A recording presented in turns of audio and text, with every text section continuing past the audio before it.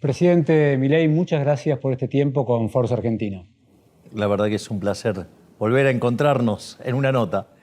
Presidente, quería preguntarle primero algo personal vinculado a la experiencia de ser presidente. Es una pregunta a Javier Milei. ¿Imaginarse ser presidente es algo para una persona común, fuera de cualquier tipo de razonabilidad? Porque es una vida increíble, una vida complicada, llena de estrés, y usted encima es un outsider. Quería preguntarle en este primer año, ¿qué fue lo más difícil de ser presidente para Javier Milei y qué fue lo que más satisfacción le dio? A nivel personal, a Javier Milei se lo pregunto, no al presidente. A ver, ahí hay varias cuestiones. Yo claramente soy un outsider. Nunca estuvo en mis planes ser presidente hasta que me involucré en la campaña. De hecho, en diciembre del 2018, cuando fuimos a festejar en New York City todos los liberales, vino nuestro prócer de la libertad, Alberto Venegas Linchijo, y me dijo, porque se estaba lanzando José Luis Espert, y en ese momento Alberto me dijo, pero usted no se va a meter, ¿no? Porque lo necesitamos en la batalla cultural. Y yo le dije, no, ni de casualidad. Bueno, en el medio pasaron cosas. En el medio vino la persecución del gobierno de Alberto Fernández a los liberales, donde su espada mediática, Leandro Santoro, llamaba a la persecución de los liberales y a no darle espacio y a sacarlo de los medios de comunicación, porque no se podía permitir que haya un discurso del tipo liberal libertario. Y en ese contexto, donde me veía cercenado en la expresión y con las consecuencias que yo tenía para mi flujo de fondos. Entonces, un día estaba en una cena con una persona y una de las cosas que me hizo ver fue que esto, si uno lo quiere cambiar, no se cambia gritando en la tribuna, se cambia metiéndose. Siempre hago este ejemplo. Es muy lindo ir a ver un partido de Argentina, las tribunas, los cánticos, todo. Pero por más que grites, la pelota no se mueve. Es decir, los goles los hace Messi, por decirlo de alguna manera. Ojalá que lo tengamos por mucho tiempo más mientras que él quiera. Ese es el tema. Entonces me tuve que involucrar. Llegamos a ganar 2 bancas de diputado y después, cuando hicimos el sorteo de la dieta, fuimos a hacerlo en Mar del Plata y lo encontramos con que las escalinatas que dan al Hotel Costa Galana, digamos, se habían juntado más de 10.000 personas. Entonces mi hermana dijo, vas a ser presidente. Y bueno, no le erró. Dicho esto, con lo cual lo que quiero decir es no estaba en mis planes, ni mis aspiraciones, ni nunca lo había pensado hasta que mi hermana me dijo eso. De hecho, cuando nos entrevistamos la última vez, usted me dijo, la verdad es que yo no tengo ninguna ambición por el poder en sí mismo, no es algo que me interese, si algún día de casualidad los argentinos, pero no está en mi meta, me lo contó aquella vez. Sí, de hecho,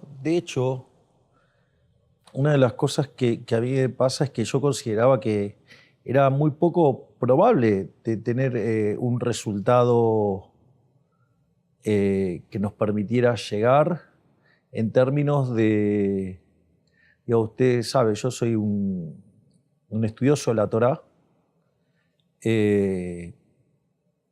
y una de las cosas que sucede cuando usted estudia el libro de Shemot, o sea, el Éxodo, que vendría a ser el segundo libro del Pentateuco, para los que lo quieren mirar desde el lado del Antiguo Testamento, dice, 1 de cada 5 judíos salieron de Egipto. Así que, digamos, soportando la esclavitud y todo, digamos, solamente el 20%. Entonces, entendía la naturaleza de la gesta, de luchar por la idea de la libertad, y yo creí que, bueno, iba a ser una suerte de carambola a 3 bandas y que podía llegar a salir en una situación así, y la verdad es que después todo lo que pasó fue increíble y, digamos, entonces, el primer punto es, lo tomo con mucho aplomo lo que pasó. Primer punto. Segundo punto es que además yo me lo tomo como un trabajo. Entonces, yo tengo un trabajo, a mí mi job description, o sea, mucha gente se sorprende por el hecho de que yo hago lo que prometí en la campaña. Y el punto es que, como yo lo veo como un trabajo, y mi job description decía, tenés que bajar la inflación, tenés que hacer que la economía se libere de tantas restricciones, había que hacer reformas estructurales y al mismo tiempo terminar con la inseguridad. Complementariamente yo di mi posición de alineamiento internacional, dije desde el primer momento que me iba a alinear con Estados Unidos e Israel. O sea, en el plano de la política económica hablaba de la motosierra, de bajar el gasto público. Hicimos el ajuste fiscal más grande de la historia de la humanidad, 5 puntos en el Tesoro, 10 en el Banco Central. El equilibrio en el fisco lo alcanzamos el primer mes. El balance del Banco Central al sexto mes eliminamos el cuasi fiscal. Es decir, y eso no estaba en los libros de nadie y hoy es un motivo de admiración del mundo. Al mismo tiempo, nosotros sobreajustamos para dar contención social y mientras que en el gobierno anterior, que se llenaban la boca hablando de los pobres, cubrían el 50% de la canasta básica alimentaria, hoy cubrimos el 100%. Terminamos con los piquetes, terminamos con los intermediarios de la pobreza, redujimos el Estado a 8 ministerios, no solo eso, sino que además eliminamos secretarías, subsecretarías, y además hicimos una reforma estructural 8 veces más grande que la que hizo Menem. Por eso este año es uno de los líderes más influyentes del mundo y está fuera de discusión. Se ve cuando el presidente Trump lo convoca antes y para la elección, sus reuniones con los mandatarios de Europa, con los empresarios líderes del mundo. La pregunta es, la batalla continúa, es el primer año, Entonces le quiero preguntar de mira a lo que viene. ¿Le gustaría, la inflación bajó increíblemente de los niveles que tenía hace exactamente un año a menos del 2% mensual? ¿En cuánto tiempo cree que la Argentina podrá llegar a tener 2% anual? ¿O cuál sería su sueño cuando termine su primer mandato de imaginar la inflación en qué valores? A ver, vamos a hacer la lectura de lo que pasa en materia de inflación, porque en materia de inflación uno tiene que entender que la inflación mayorista es como una suerte de leading indicator, es decir, en los procesos, tanto de aceleración inflacionaria como desaceleración inflacionaria, es un indicador anticipado. Entonces, nosotros recibimos en diciembre una inflación viajando al 54%, o sea, algo equivalente al 17.000% anual.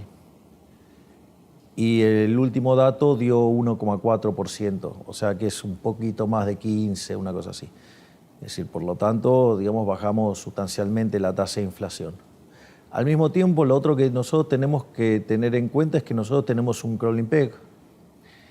Y ese crawling peg, con el 2% mensual más la inflación internacional, te diría que hoy dice que en términos de la inflación de mayorista venimos a un ritmo de una deflación del 1% mensual.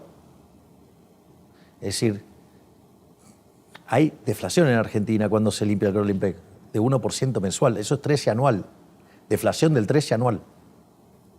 No solo eso, vos me puedes decir, bueno, pero en el consumidor viene 2,4.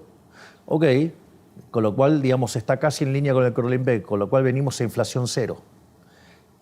Pero si yo te hago la descomposición en el IPC entre bienes y servicios, donde el servicio está impactado muy fuertemente por lo que es los ajustes tarifarios, vos tenés que la inflación de bienes viene al 1,6 y la inflación de servicios viene al 4,4.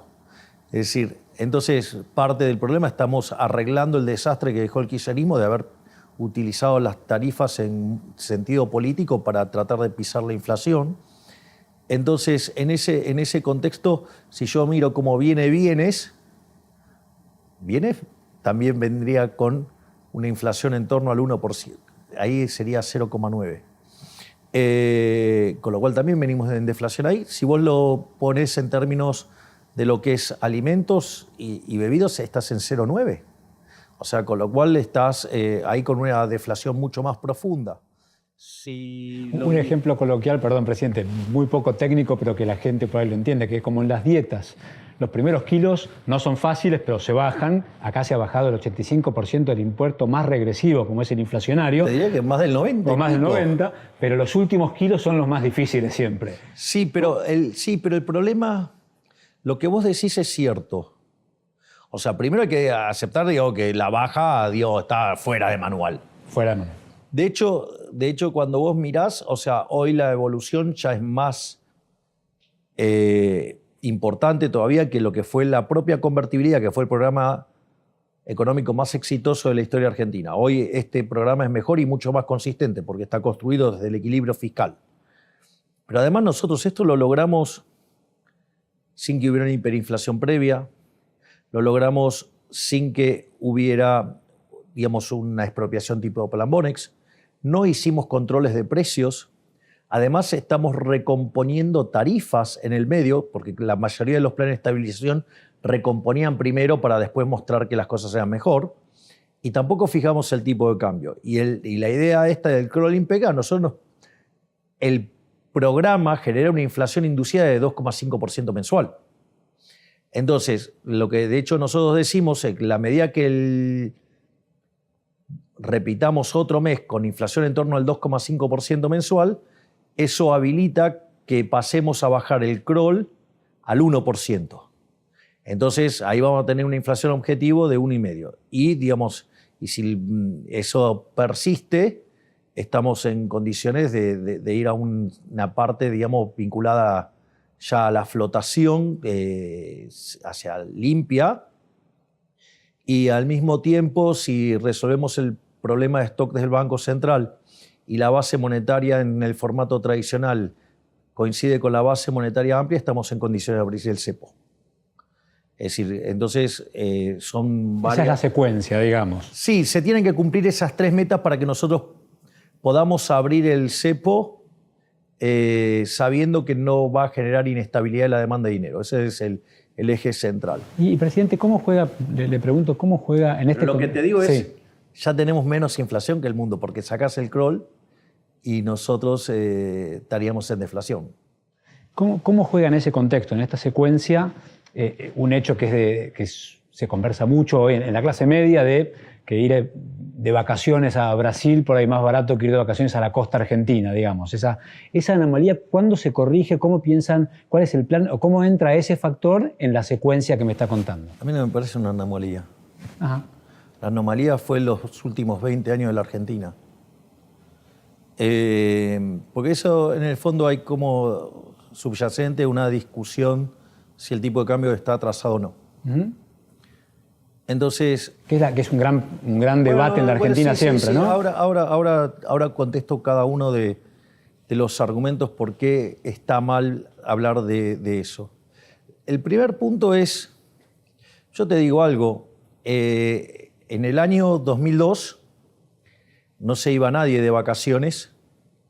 Teníamos un superávit de cuenta corriente que tuvo un pico de 16 puntos del PBI, después fue 8, y te entraban dólares hasta por las orejas. La pregunta es, ¿estábamos bien? Porque fue el peor momento de la historia argentina probablemente, o uno de los peores momentos.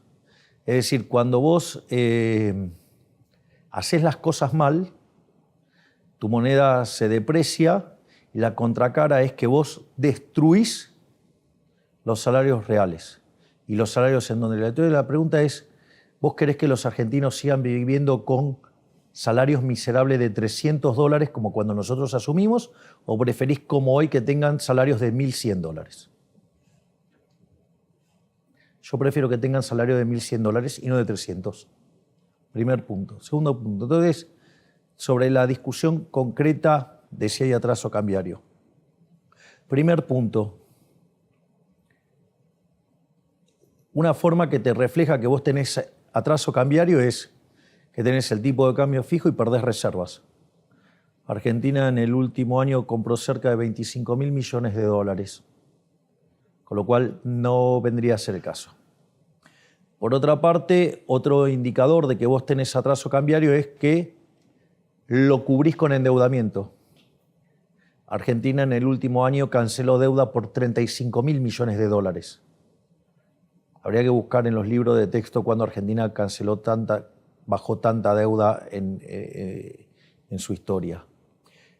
Y otra forma también de mirar si hay atraso cambiario o no es que vos estés sosteniendo el dólar subiendo la tasa de interés. Nosotros recibimos la economía argentina con una tasa de interés del 235% y hoy es del 35%. Por lo tanto, ninguno de los mecanismos con los cuales vos generás apreciación cambiaria están. Ahora te voy a dar un ejemplo conceptualmente más violento. Una de las cosas que vos podés hacer es decir, bueno, mira, mi tipo de cambio real viene dado por la relación del precio de los transables respecto a los no transables. O sea, es un modelo de dos sectores, transables y no transables, y cuando la relación del precio de los transables cae respecto de los no transables, digamos, o sea, se te aprecia la moneda. Ok, ese vendría a ser ese es el caso. Ahora, suponete que vos partís de una situación de equilibrio. Por algún motivo te meten un exocet en el sector no transable y se reduce a la mitad tu capacidad productiva en el sector no transable. Dado la demanda, el precio de los no transables tiene que volar. Entonces, el sistema está mostrando que se te estaría apreciando el tipo de cambio. Ahora, si vos a partir de eso querés inducir una devaluación, en lugar de arreglar el problema, lo empeorás. ¿Por qué? Porque en realidad esos precios que están altos en el sector no transable es porque tuviste un impacto negativo en la oferta. Entonces, están mandando una señal al sistema para que vos inviertas ahí. Entonces, si vos, en lugar de dejar que los precios fluyan y vayan hacia ahí y le haces caso a los brutos estos fanáticos de la devaluación, terminás agravando el problema. Es más, yo te diría que si te pasa algo así, además tenés una cuestión importante, porque entonces quiere decir que tenés que asignar recursos en el sector no transable, y una de las características del sector no transable es que es más intensivo en trabajo, con lo cual lo que genera además es que vos tengas salarios de mayor calidad. Entonces, ¿alguien se puso a pensar que todos los que piden devaluación lo que están pidiendo es que los salarios de los argentinos bajen? ¿Vos sabías que, por ejemplo, si tomás el tipo de cambio, el PBI per cápita, esto lo hizo Ramiro Castiñeira, en dólares medido al tipo de cambio paralelo, si querés al contado con liqui, el que vos quieras, de los paralelos, ¿sabés cuánto subió el PBI per cápita medido en dólares? 120%. Y sin embargo no hay ningún elemento de los que prueban, digamos, que hay apreciación cambiaria, no está ninguno. Entonces, ¿qué es lo que hacen después los econochantas? Porque esto es bien de econochanta, o sea, es verdaderamente de un nivel de mediocridad exasperante, diría. Te hacen el cálculo del tipo de cambio real arrancando con el 2002. Entonces, digamos, entonces la pregunta, ¿por qué vos arrancás desde el 2002? ¿Por qué no arrancás desde que arrancó la convertibilidad? Porque si arrancás con la convertibilidad te da 700. ¿Me comprendés lo que te digo? Sí, perfectamente. Y además, otra cosa que hay que comprender es que vos, cuando vos tenés un gobierno expropiador, espanta capitales y por ende el tipo de cambio real es más alto, o sea, la moneda está más depreciada, y cuando vos generás confianza, digamos, la moneda se te aprecia. Eso pasa siempre. Entonces, vos tendrías que ver que este es un momento de que se vulnera la propiedad privada o es un momento en el que se la respeta. Entonces, digamos, claramente vos vas a ir a una situación de una moneda más fuerte. Y no solo eso, una forma de ganar competitividad en un modelo de transables y no transables, ¿sabes cómo es? achicando el gasto público. Nosotros bajamos el gasto público 30% en términos reales. Entonces, la verdad es que es un conjunto de brutos que no están dispuestos a pensar en algo distinto más allá de un gráfico que además, primero, es muy tendencioso donde vos cortás la serie. Además, ignora esto de que tenés periodos fuertes de apreciación y fuerte de apreciación, digamos, como consecuencia de si ganás o no ganás credibilidad. Y después otra cosa bastante compleja, porque digo, cuando vos decís el tipo de cambio está atrasado o lo que fuera, quiere decir que vos conocés el tipo de cambio de equilibrio. No, claro, ese tipo de cambio es el gran dilema de la Argentina, ¿no? Bien, entonces ahí entras en lo que Hayek llamaba la fatal arrogancia, porque vos para poder sacar ese número deberías saber las preferencias de todos los agentes de la economía argentina, por lo menos presente y futura, la tasa de evolución de la población. Y usted es el primer presidente economista de la historia. Sí, sí, ya lo sé. Entonces, esto lo hablan ¿cómo es el vínculo con el ministro de Hacienda en conversaciones? El ministro de Economía es fabuloso, o sea, tenemos una relación simbiótica. En estas conversaciones... Tenemos un vínculo simbiótico, o sea, y además estoy orgulloso y feliz de haber elegido no solo un tipo verdaderamente brillante como es Toto Caputo, sino que además es un excelente ser humano y me ha generado una felicidad enorme que lo hayan condecorado como el mejor ministro de Economía del mundo. La verdad que yo estoy feliz con el equipo económico, disfruto hablando con ellos, o sea, a veces nos juntamos a cenar para discutir de economía. Entonces, yo sinceramente, y la verdad es que si vos te fijás, todos los que nos criticaron, todos cerraron. Digamos, estos mandriles econochantas o econochantas mandriles o econochantas de Mandrilandia, había un imbécil que decía que si hacíamos todo bien teníamos 300% de inflación. ¿Qué querés que te diga? Bueno, la vida. Presidente, teniendo en cuenta su vínculo con Trump, que abre tal vez una nueva etapa del vínculo entre Estados Unidos y Argentina, ¿imagina dentro de este primer mandato un eventual tratado de libre comercio con Estados Unidos? Ese es el objetivo. Y el impacto que esto podría tener en el Mercosur. O sea, ¿estaría dispuesto a salir del Mercosur o evaluar la conveniencia del Mercosur si se pone como obstáculo, digamos, un tratado de libre comercio con Estados Unidos? A ver, vamos por partes. En este momento yo soy el presidente del Correcto. Mercosur. O sea, estoy ocupando la presidencia in tempore del Mercosur.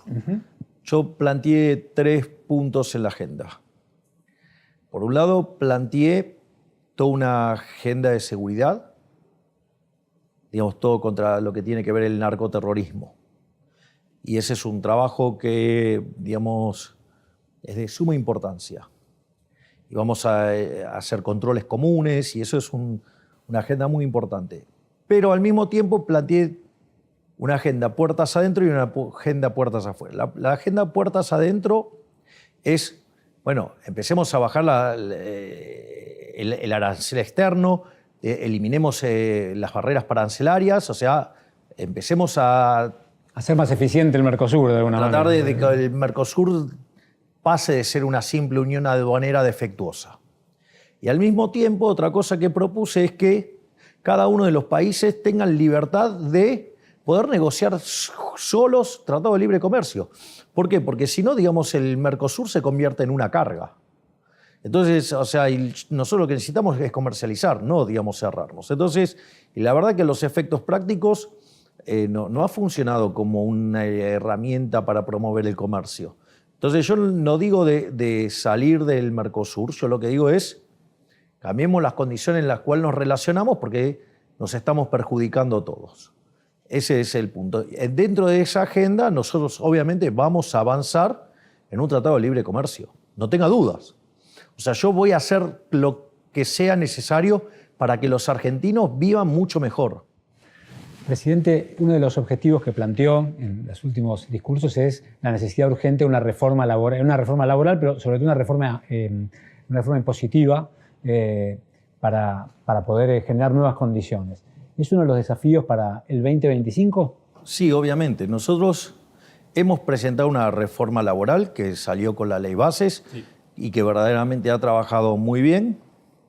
Obviamente que los pasos ulteriores tienen que implicar mayor flexibilización en el mercado laboral para que, digamos, también se pueda hacer la reforma previsional sin que esto tenga impacto negativo sobre las jubilaciones. Entonces, si nosotros avanzamos porque una reforma laboral que permita ampliar el mercado laboral de 6 millones, de 6 millones y medio de personas a 14 millones y medio de personas, los números previsionales cambian de manera dramática en favor de que los jubilados tengan mejores jubilaciones. Que dicho sea de paso, hoy las jubilaciones son más altas que las que nosotros recibimos en noviembre del 23, y no solo eso, sino que en dólares se más que duplicaron. Lo cual, no es que, no hicimos cosas. Porque esto es muy importante, porque nosotros venimos bajando la pobreza de manera sustancial. Lo que pasa es que la pobreza se mide, en Argentina lo hacen de manera semestral. Y entonces, ¿qué es lo que pasa? Cuando usted tiene un indicador creciendo y pone el promedio, evidentemente el dato punta está por encima del promedio. Con lo que venía haciendo Argentina estaba muchísimo más alto. Entonces, esa es una forma de ocultar la bomba que nos dejaron. Después hay otra forma que nos dejaron una bomba y que no estaba sincerada. ¿Por qué? Porque en Argentina la pobreza se mide por canastas.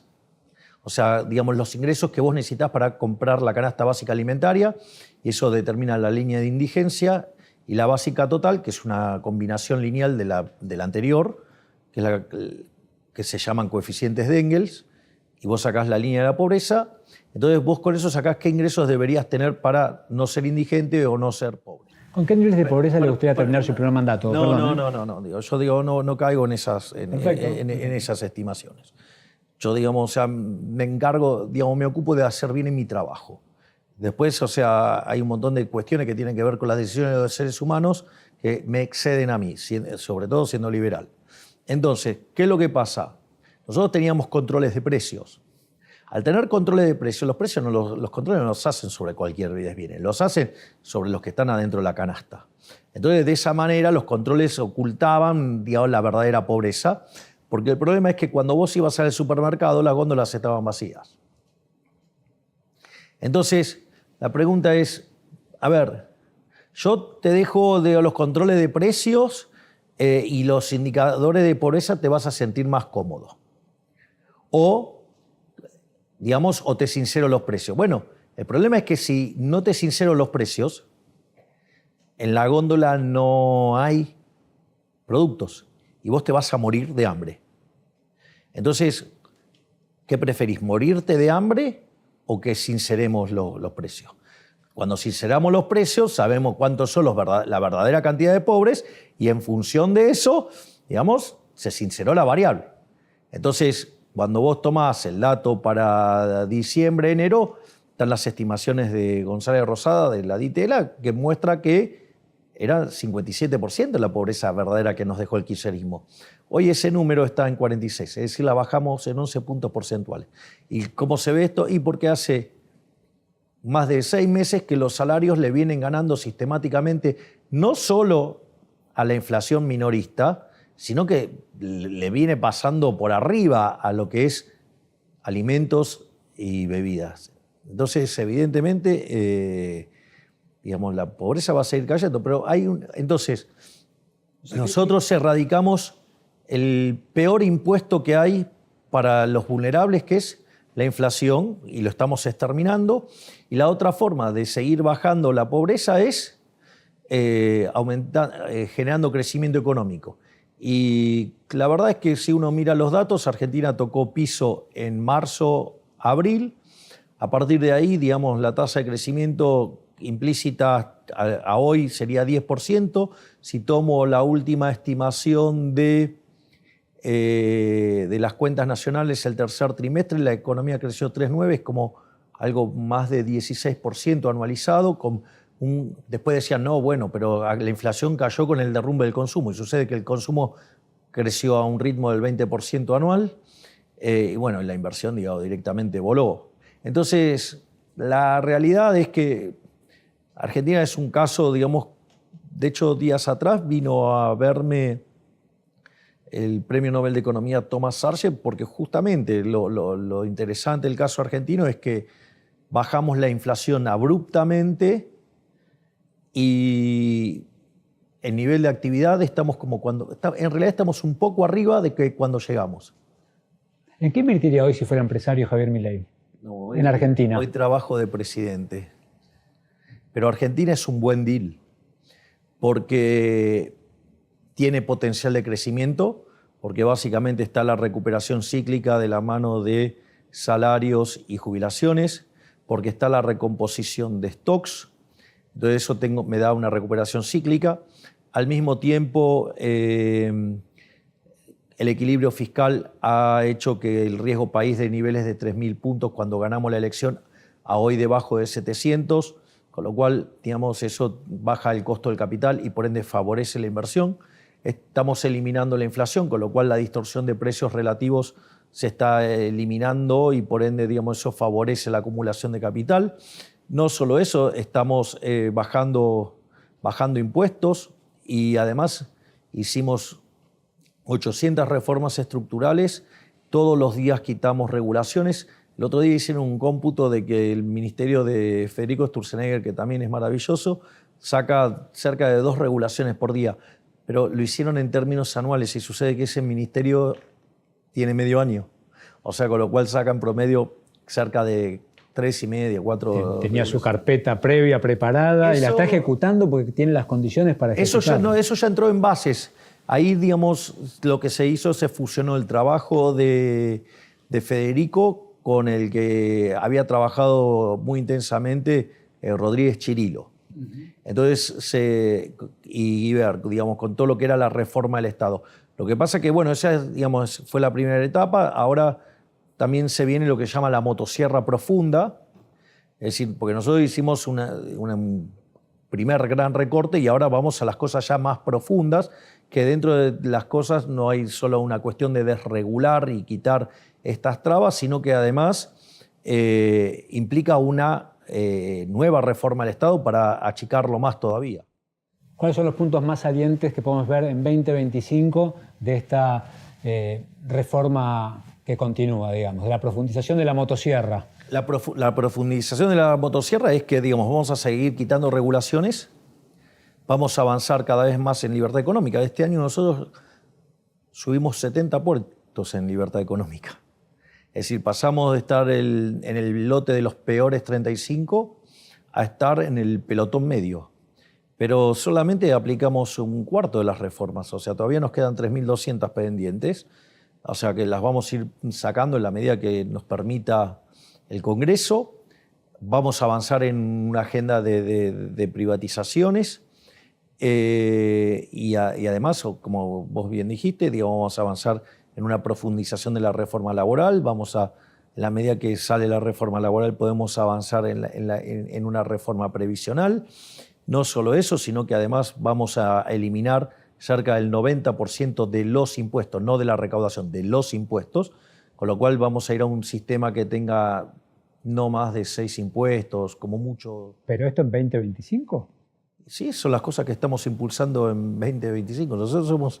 Va a ser clave seguramente el resultado de las elecciones también para esto. Quería preguntarle sobre eso. Las elecciones van a ser extremadamente importantes para marcar la velocidad de la reforma.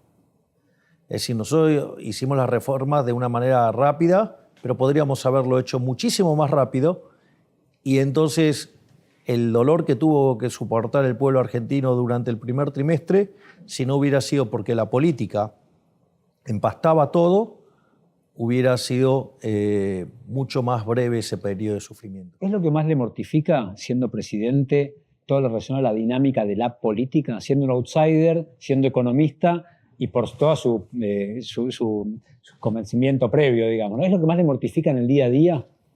Bueno, son la máquina de impedir. Defienden ideas que han fracasado sistemáticamente, pero no es que fracasaron en cualquier otro lugar, además fracasaron siempre en Argentina, fracasaron siempre en todos los lugares que se aplicaron, pero en especial en Argentina. Entonces, uno se pregunta, ¿por qué defienden estas cosas? Bueno, una puede ser porque son ignorantes Ahora digo, pueden ser ignorantes con capacidad de aprendizaje o sin capacidad de aprendizaje. Pareciera que no tienen capacidad de aprendizaje. O la otra puede ser que no quieran hacer el aprendizaje porque tienen intereses. Es decir, hay una frase de Showell que dice, digo, es muy difícil convencer a alguien que está equivocado cuando sus ingresos dependen de ese error. Entonces, digo, me parece que la política encontró un negocio para la propia casta política y entonces esto pone en jaque su modo de vida. La frase de Bustamante, el problema en Argentina son los lícitos, no los ilícitos. Los ilícitos también, pero el problema son los lícitos, ¿no? Esa frase es brillante, no la conocía, pero es brillante. Porque fíjate esto, los kirchneristas eran unos cavernícolas, literalmente eran unos cavernícolas. Entonces querían controlar precios mandando matones a los supermercados. Sí, entraban con las pecheras a apretar gente y a querer controlar por la fuerza. Lo único que se llama era escasez, ¿no? Digamos, o sea, primer punto. Ahora, qué sé yo, vos podés decir eso, pero Juntos por el Cambio, la monumental ignorante de Carrió es la responsable de la ley de góndolas. O sea que es una suerte de control de precios. Es decir, la diferencia es que mientras que el kirchnerismo te mandaba a los matones, digamos, los cobardes tipo Carrió, Prat Gay, te mandan a las fuerzas de seguridad. O sea, por lo menos los peronistas, digamos, o sea, en su brutalidad te mandaban a los matones. Digamos, estos cobardes te mandan la fuerza de seguridad para no tener que hacerlo ellos. Pero los efectos prácticos es lo mismo. Te diría que el modelo Carrió-Prat-Gay es mucho peor, porque además lo hace por ley. Y entonces puede utilizar el aparato represivo del Estado para perseguirte. Es grave, ¿eh? Por eso digo, me encantó la frase, los ilícitos son complicados, los lícitos son peor todavía. Y presidente, con miras específicamente a las elecciones, ¿cree que la alianza con el PRO va a seguir siendo clave para poder tener más, o se verá según qué jurisdicción van juntos, cuál separado? Y la segunda pregunta... Yo no hago ese cálculo, me niego rotundamente a eso de que en esta sección sí, en esta... Eso es hacerle trampa al electorado. ¿Juntos en todo o separados? Vamos juntos en todos o vamos separados. Trampas al electorado, no. No. Pero digo, porque eso no es menor. Entonces, los que estamos del lado de las ideas de la libertad, nos ponemos de este lado. Del otro lado no me interesa porque yo no estoy del otro lado. O sea, yo no tengo nada que hablar con los cucas. Me abre una ventana para hacer una pregunta en relación a esto. Hay un tercio que no lo va a querer nunca, haga lo que haga o diga lo que diga. Un tercio, ahora es arbitrario de mi parte. Hay un tercio que lo va a acompañar siempre, haga lo que haga y diga lo que diga. Y hay un tercio fluctuante en la Argentina que es capaz de votar a Cristina o a Milei, a Kirchner o a Macri.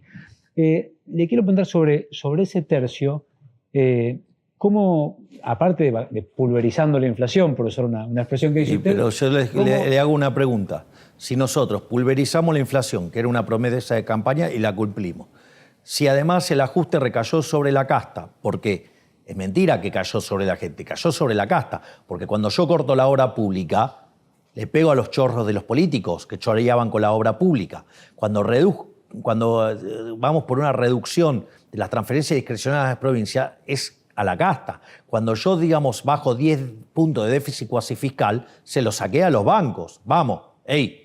Digo, entonces, el ajuste más fuerte, digamos, cuando bajo los ministerios de 18 a 8, cuando saco secretaría, subsecretaría, ¿a quién le pegó ese ajuste?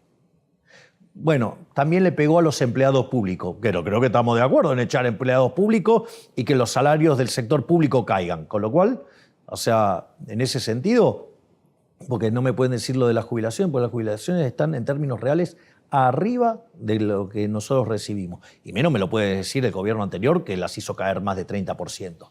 Entonces, si usted tiene la economía con mucha menos inflación y en un sendero decreciente, usted tiene una economía que el PBI está creciendo en términos per cápita, que que además los salarios reales están subiendo, que hay menos pobres, que hay menos indigentes, que además terminamos con los piquetes, ¿sí? Y que los sectores vulnerables son contenidos hasta que se puedan reinsertar. Y además somos un país modelo a nivel internacional, con el reconocimiento de las grandes potencias. ¿Y qué le diría a los que lo apoyan dentro del espacio del PRO? No voy a dar nombres, pero que lo apoyan, que comparten su visión, que aplauden su coraje, que están realmente entusiasmados y sorprendidos gratamente de este primer año, pero que a veces se sienten incómodos por su estilo, por su forma. ¿Qué les responde o qué mensaje le transmite a ellos? Supongamos lo siguiente. Te doy 2 cajas para elegir. Están cerradas las 2. Y hay una que es muy desprolija y otra que es estéticamente brillante. Y la realidad es el contenido, digamos, de la primera, digamos, la que tiene un montón de falencias estéticas, está llena de lingotes de oro. Y la muy linda está llena de estiércol. ¿Con cuál te quedás? No, sin duda. Bueno, listo. Entonces, digamos que prioricen que estamos haciendo el mejor gobierno de la historia. Quizás ese coraje que me reconocen tiene como contrapartida que tengo formas ásperas. Pero arreglar los problemas que tenía la Argentina cuando nosotros llegamos requería de una dosis de coraje fuerte. Bueno, digamos, eso fue lo que votaron los argentinos. ¿O usted cree que los argentinos no sabían que yo era una persona áspera?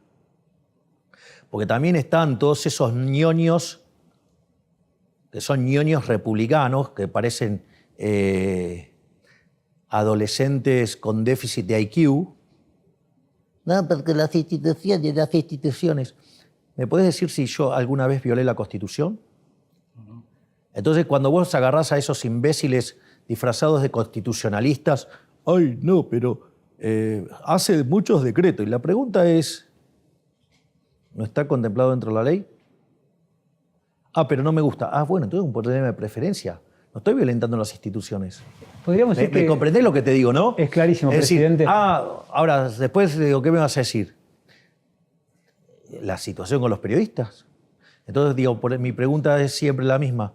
¿Está correcto que los periodistas mientan, calumnien, injurien, digamos, extorsionen a la gente? Bueno, entonces, o sea, el mundo de hoy, que es más horizontal y que donde los medios perdieron el monopolio de la palabra, bueno, digamos, si ellos golpean, se tienen que bancar el vuelto. ¿O vos crees que existe el boxeo donde... ¿A vos irías a ver una pelea de boxeo donde uno de los púgiles está atado y que el otro le pegue todo lo que quiera? Bueno, ¿sabes qué? Las redes sociales rompieron esas cuerdas. Entonces esos púgiles que se creían tan grandes y tan fascinantes, sucede que no son ni grandes ni fascinantes, y el otro, tan curtido de todo lo que le pegaron, cada vez que le pone un cazote lo duerme. ¿Usted no está dispuesto a que el presidente de la Nación domestica al Jabo Milei, de alguna manera? Yo no estoy dispuesto a cambiar. A mí me votaron por ser como soy. O sea, digamos, yo no soy un engendro del coaching. Digamos, una de las cosas por las cuales admiro y por eso trabajo con él y soy feliz trabajando con él, con Santiago Caputo, es porque en ningún momento tomó la osadía de querer cambiarme. Yo, digamos, no voy a ficcionarme. Yo soy el que soy. ¿Te gusta? Bien. ¿No te gusta? No te gusta, no me votes. ¿Me entendés? O sea, yo, digamos, o sea, ahora, y otra de las cosas, digo, yo hice campaña con una motosierra, diciendo que iba a ajustar. Digamos, que quiero, digamos, de largo plazo cerrar el Banco Central, que también ahí aparecen unos imbéciles. Ay, todavía no cerró el Banco Central. Siempre dije que por lo menos me iba a demandar 4 años. Pero, digo, parece que siempre hacen el editing malicioso. Entonces, la realidad es que Estoy cumpliendo con todas las promesas que hice, digamos, algo inédito para la política. Y no solo eso, sino que además dije, prefiero decir una verdad compleja antes que una mentira agradable. ¿Siempre fue igual? ¿Siempre tuvo esa personalidad, esa parte áspera, como usted dice? ¿Fue de toda la vida? ¿Y cómo fue manejando? Es parte de la marca Javier Milei. ¿Cómo lo fue manejando a lo largo de la vida? Ese impulso, esa personalidad, ¿fue cambiando a lo largo de su vida? Desde cuando era arquero de fútbol en las Pero es que inferiores. la personalidad del arquero. Ajá. La personalidad del arquero es una personalidad muy fuerte. Vos tenés 11 jugadores en el equipo. El que se viste distinto es el arquero. El que entrena solo es el arquero. El que puede jugar con las manos es el arquero. El que tiene un entrenamiento específico es el arquero. Cuando tu equipo hace un gol, festeja todo el equipo y vos estás solo y no festejas nada. Pero cuando el gol entra, vos tenés toda la responsabilidad. ¿Me comprendés? Entonces, digo, fíjate lo que es la cosa, el penal, que es la pena máxima. Es un tipo disparándole a un tipo que está adentro de un marco de 7.32 por 2.44. O sea, ¿por qué te crees que, digamos, los arqueros son los héroes en las definiciones por penales? Y porque atajar un penal no es fácil. ¿Entendés? O sea, con lo cual eso implica toda una personalidad, digamos, tenés que tener una personalidad muy, muy fuerte. Si a eso además le sumás que fui cantante de rock, bueno, entonces, entonces lo que ves es, ves al cantante de rock, ves al arquero y ves al economista. Y un tipo, digamos, con esas características que los argentinos decidieron que fuera su presidente y que no les mentí en nada y que hoy sorprendemos a todo el mundo con las reformas que estamos haciendo y los logros que estamos obteniendo. Sin duda lo que dice el presidente, y con ese impulso... Hay gente que lo cuestiona. Digo, ni le cuento, digamos, un colega suyo que es tan estúpido que como le erró todo y como no puede aceptar que se equivocó en todo, se quejó de que The Economist me pusiera en la tapa. Presidente, ¿alguna vez... habrás sabido quién es, digamos, obviamente. Presidente, ¿alguna vez le cuesta pedir disculpas? Eso, digamos, fíjate que yo el otro día estuve en la misa del Gordo Dan y hice una autocrítica de que me equivoqué, por ejemplo, cuando lo eché a Ferraro. O sea, yo no tengo ese problema. Digo, yo entiendo que me puedo equivocar.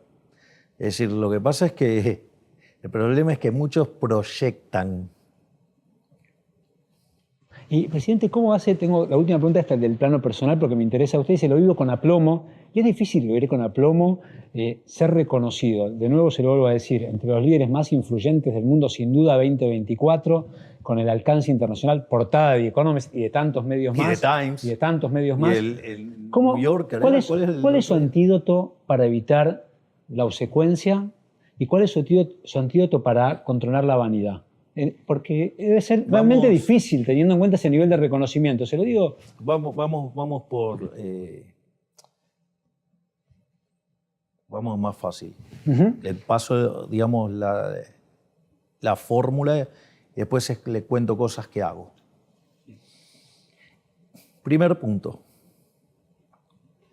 Todos saben que yo soy un estudioso de la Torá y que soy un ferviente admirador de Moisés. Un ferviente admirador de Moisés. No sé, así como Maradona se motivaba mirando Rocky IV, yo me motivo mirando los 10 mandamientos. O sea, mi admiración por Moisés es una admiración profunda. De hecho, acabo de hacer un mural en Olivos que me lo regaló mi amigo Nick. Yo, con la parte de la película Los 10 Mandamientos, o sea, Moisés interpretado por Charlton Heston, digamos, el momento que se abren las aguas del Mar Rojo. Así que, además tiene toda una serie de lecciones para la libertad que es maravilloso. Se las cuento, porque vale la pena. Estaba el pueblo judío frente al Mar Rojo, y venían los egipcios que querían hacer una carnicería, literalmente. Entonces el pueblo le pedía a Moisés que le pidiera a Hashem que abriera las aguas. Y Hashem le decía que vayan y crucen. Entonces era toda una discusión que ninguna de las partes cedía. Entonces Nahshon, el príncipe heredero, empezó a caminar. Y cuando tenía el agua a la altura de los ojos, tenía que decidir si avanzaba o volvía para que lo hicieran percha los egipcios. ¿Qué hizo? Creyó en el Creador, avanzó y se abrieron las aguas. Es decir, con lo cual, digamos, ser libre es una decisión y hay que tomar riesgos, ¿sí? Pero, digamos, si hay algo que lo caracterizaba a Moshe, sobre todas las cosas, era su gran humildad. Es decir, la característica... Entonces, cuando usted ve la historia de Moshe, digamos, o sea, lo primero que hace, pará, porque si este ser, digamos, tan maravilloso, no se subía al poní, ¿vos quién sos? Entonces vendría a ser la referencia exacta. De hecho, es más, hay un tema con respecto a las críticas a Moshe. Si Moshe se levantaba muy temprano, decían que era porque estaba peleado con Séfora, con la mujer. Si se levantaba tarde era que estaba haraganeando. Y si se levantaba en punto era porque no tenía nada que hacer. O sea, siempre lo criticaba. O sea, y tuvo que soportar traiciones como la de Coraj y demás.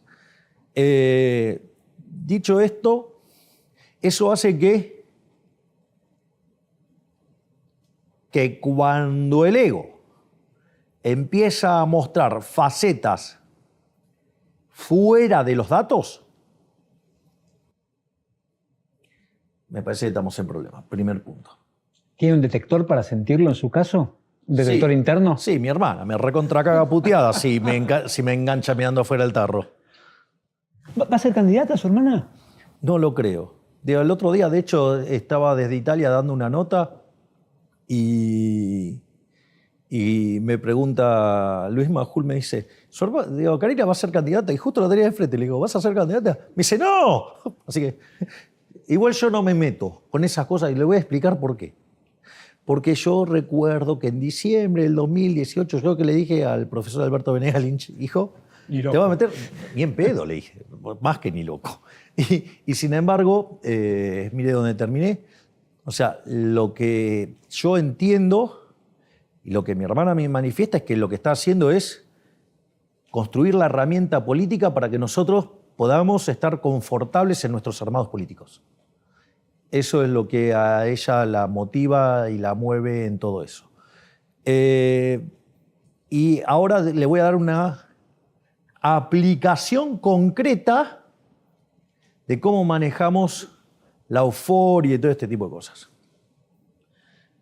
Yo había recibido unas encuestas que nosotros seguimos con regularidad y que han probado ser efectivamente serias, porque también, digamos, es parte de la casta.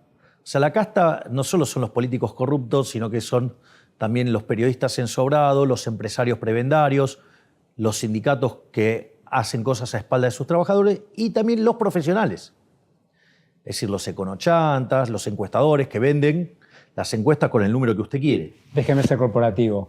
Cuando dice periodistas ensobrados, tiene que tener una prueba, presidente. Si no, es muy fuerte la acusación. Puede decirle, no estoy de acuerdo para nada con lo que usted dice, pero ensobrado es una impugnación moral. Perdone, me salí como periodista a decirle. Mirá, la realidad... ¿Puede ser? ¿Comprende lo que le digo? Bueno, entonces traten de dejar de mentir, calumniar, injuriar, ¿sí? Digamos, a personas y extorsionar personas. No, eso es otra cosa. Si extorsionan es un delito, presidente. El día que dejen de mentir como lo hacen, que dejen de calumniar como lo hacen, de injuriar como lo hacen, entonces, digamos, pueden tener una pretensión moral de ser tratados como seres nobles, mientras que no lo hagan, no pretendan que los traten como reyes y dioses, eso está mal. cuando, digamos, o sea, se dedican a basurear y ensuciar la vida de la gente. No, por supuesto. A mí no me venga porque digo, yo tuve la campaña sucia más grande de la historia de la humanidad. No puede decir de Force eso. No lo estoy diciendo de forma... Lo que estoy diciendo, digamos, cosas fácticas. Sí, sí, sí. O sea, yo comprendo, digo, cómo es ese intercambio de crítica, que le moleste la crítica y hasta dónde llega... No. Digamos, o sea, yo estoy en contra de la mentira. El problema es que, digamos, hay muchos periodistas que mienten. O sea, entonces ahí hay dos temas. Mira, esto el otro día lo hablábamos en Olivos con el profesor Juan Carlos de Pablo. Claro. Dice, ponete 5 minutos a hablar de un tema que sabes y te grabás. Entonces te pones. Entonces, de un tema que sabes. Cuando lo desgrabás, lo primero que vas a encontrar es que dijiste un montón de estupideces, que es un tema del que sabes. Entonces, imagínate los periodistas que son un océano de 1 milímetro de altura. O sea, porque en general son todos unos ignorantes. O sea, digamos, no son, digamos, o sea, opinan de economía y no saben de economía, opinan de derecho, no saben de derecho, opinan de todo. Y la verdad que se quedaron con la idea de los editorialistas de los 80 y todo quiere ser editorialista, pero me parece que para ser editorialista, digo, tenés que tener otras virtudes y no, digamos, o sea, y perdieron el eje central de lo que es el periodismo. En el periodismo, la estrella es la noticia, no la opinión de alguien que no tiene formación al respecto. Es decir, ¿de qué me vale, digamos, la opinión de 1 millón de personas sobre economía si no saben nada? O sea, no saben, digo, los keynesianos tampoco saben, pero digo, por lo menos digo, tienen un background. Bueno, los comunistas saben menos todavía. Pero Hayek decía, si los socialistas supieran de economía no serían socialistas. O sea, aparte de ser su cable a tierra, ¿su hermana qué es para usted? Digo cable a tierra porque dijo, es la que me baja a tierra cuando... No, digo, es la que, digo, está claro que, digamos, o sea, si es quien no me permite tener ni el más mínimo desvío de nada. Pero, entonces, fíjese esto, fui a la reunión de gabinete, claro, yo ya sabía lo que iba a hacer, entonces, ¿qué pasó? Dije, estos números son demasiado buenos. Entonces, ¿qué hice? Mandé al Salón Eva Perón, que es donde tenemos la reunión de gabinete, y puse la motosierra. Entonces, les conté todos los números, estaban todos contentos, bueno, ahora seguir laburando. Esto es como ganar, estamos ganando 2-0. Es el peor resultado de todos. O sea, porque usted, digamos, se duerme y se lo llevan puesto. Entonces, ahora, cuchillo entre los dientes y apretar y seguir pressing y seguir adelante y, digamos, o sea, y meter la mayor cantidad de goles que podamos sin desarmarnos atrás. Mensaje para, y esta es la última, mensaje para toda la audiencia que lo está viendo, la audiencia de Forbes, que hay jóvenes, hay empresarios de todo tipo. Están empresarios de industria del conocimiento, de software, hay industrialistas, hay jóvenes emprendedores, hay también trabajadores, hay asalariados. ¿Qué mensaje tiene para el 2025 para todos ellos que tienen incentivos e intereses muy disímiles? Cuando estábamos haciendo la campaña dije que íbamos a hacer a Argentina grande nuevamente, que íbamos a poner a Argentina en el sendero que la convierta en 40 años en una potencia mundial. Lo estamos haciendo y lo vamos a seguir haciendo. Mi sueño es que cuando termine mi desempeño en la función pública, Argentina sea el país más libre del mundo. Y eso va a implicar tasas de crecimiento enormes. El otro día yo estaba con Juan Pablo Nicolini y me contó del trabajo que hizo acerca de que asegurar el equilibrio fiscal implicaba poder sostener una tasa de crecimiento per cápita del 4,5% por año. Un número enorme para lo que es el mundo y en especial para Argentina, que viene tan mal en los últimos 100 años. Pero eso no contemplaba el tipo de ajuste. Si usted ese ajuste lo hizo bajando el gasto público, bajando impuestos y con desregulaciones, ese número es un piso. Es decir, con lo cual estamos poniendo a Argentina en el sendero que lo va a convertir nuevamente en una potencia mundial. Y eso no voy a descansar un minuto hasta que lo pueda terminar de asegurar. Presidente, muchas gracias por este tiempo con Forbes, que como usted sabe tiene 107 años y es la revista de los hacedores y los soñadores. Así que... Nuestros héroes. Presidente, muchas gracias por este tiempo. Muchísimas gracias.